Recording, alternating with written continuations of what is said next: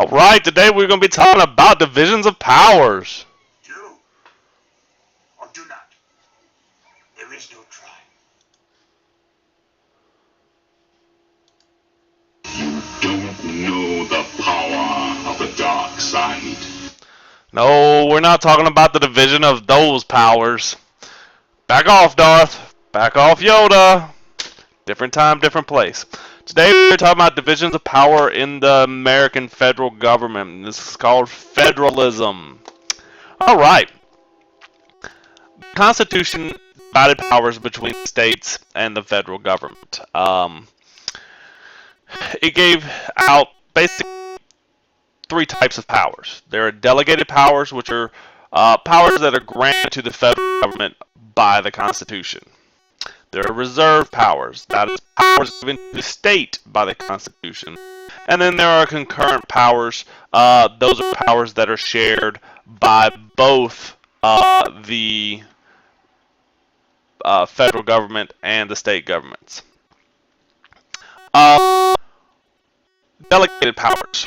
There are 27 powers listed in Article 1, 8 of the Constitution, and you can go look at the Constitution to understand the articles and stuff is. And these are what are known as expressed powers because they are clearly expressed. Now, the expressed powers fall under delegated powers, okay? We're going to talk about several different types of delegated powers that are given to the federal government. And the first type of that is express powers.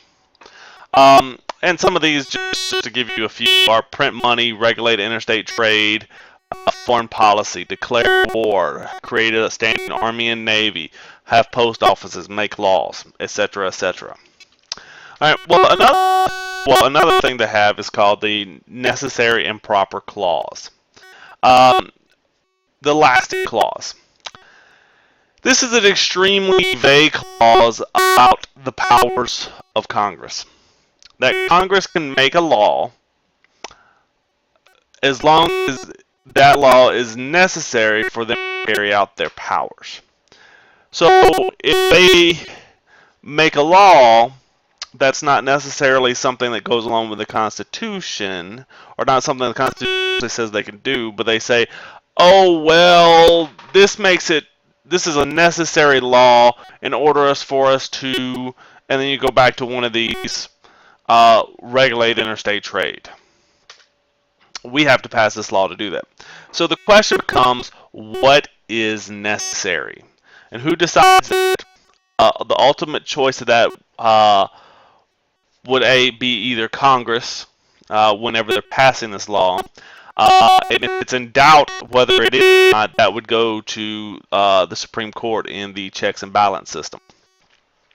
And then you also have the executive branch who carries out and enforces the laws, so they would also could keep that in check. Implied powers. Now these are different than a different form of delegated powers.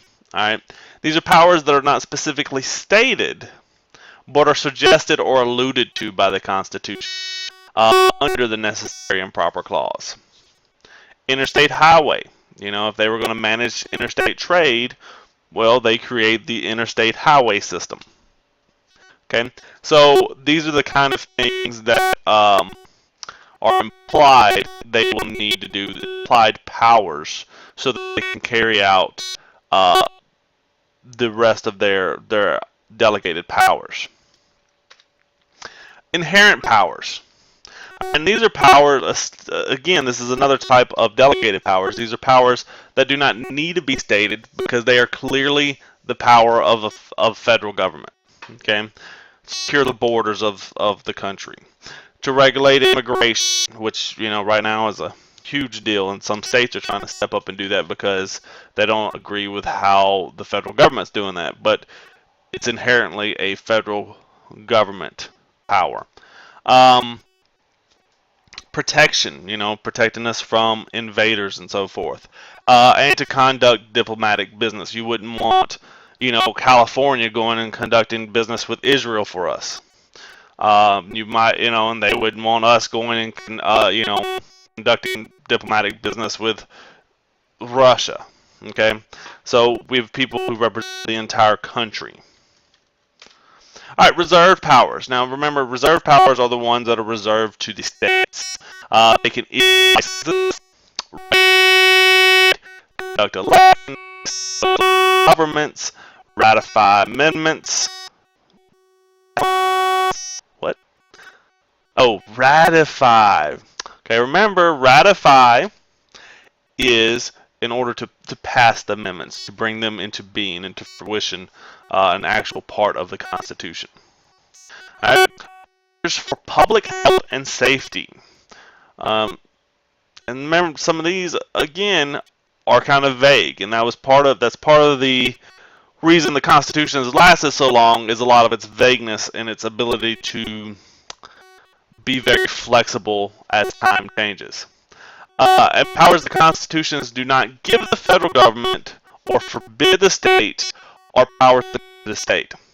So if it's not given to the federal government, or it doesn't say, hey, yo, states, you can't be doing that, and it's power of the state. I got the power! Alright, concurrent powers. These are powers they share. They both can collect taxes, build roads, borrow money, establish courts, make and enforce laws. Now, remember, the federal government makes and enforce laws for all states. States can only make and enforce laws for their states. Okay? Charter banks and corporations, spend money for the general welfare, take private property for public purposes with just compensation. And that's something we'll get into later in the semester. We'll talk about that. That's always a big deal. The Supremacy Clause. Remember, Article 6, Paragraph 2 states that the Constitution and federal laws overrule any state laws and state constitutions. So if the federal government says it so and the state disagrees, the federal government wins. As long as it deals with a power that the federal government has. Now, if it's something that the state is their power, the federal government really can't overturn that.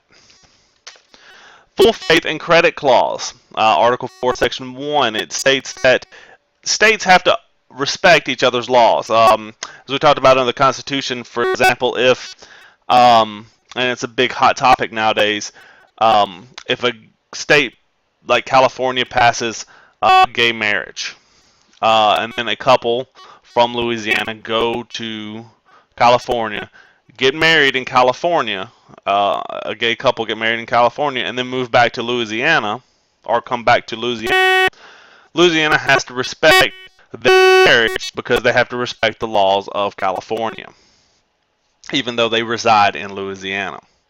And states also have to cooperate with one another. They can't say, oh, man, Mississippi, I don't like you.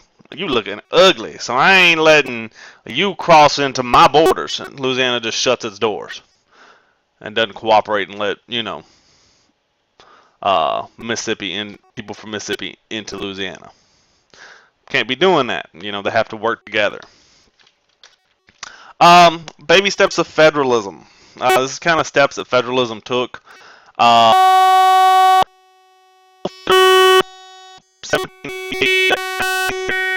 Power is more evenly distributed between the states and the federal government or national government. Because remember, they were very weary of a strong central government because of all the problems they dealt with England. Went into cooperative federalism in 1960. They collaborate on national policies. This was during the New Deal, Roosevelt's New Deal, trying to get us out of the Great Depression, in the early Cold War. Creative federalism, 1960 to 19. Federal power increased through even more new programs that went along with kind of like the New Deal and so forth. And then new federalism from 1980 to now. This is one that your stuff list that I really don't agree with.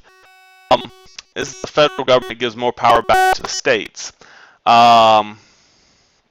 If you look nowadays, federal governments really they tighten the grip on states. For just an example, Louisiana had the drinking age. Back when I was in junior high school, the drinking age was 18 in Louisiana. All other states had been 21. The federal government didn't like this, so they took took away state highway money from Louisiana until they changed the drinking age to 21. Money got involved, so Louisiana gave in, and they changed the drinking age to 21. So to me, I don't think new federalism has really given the power back to the states.